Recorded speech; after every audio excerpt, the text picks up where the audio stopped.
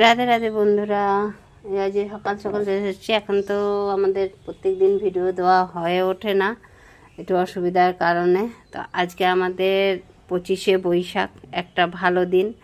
আর একটা হচ্ছে আজকে এইচএসের, তো আজ তো এইচএসের রেজাল্ট। এবার তোমরা তো সবাই জানো, সহেলি দিদির সঙ্গে তো পরীক্ষা দিতে গেছিলাম। এবার সেই পরীক্ষা কেমন দিয়েছি তা তো আমি জানি না।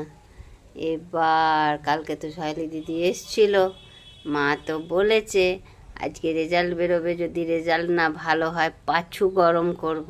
তাই তাড়াতাড়ি উঠে বসে পড়েছে।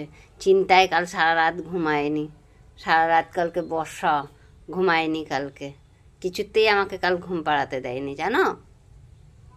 কি চিন্তা বাবা গো, রেজাল্ট কেমন হবে। রেজাল্ট ভালো না হলে কি হয় দেখো।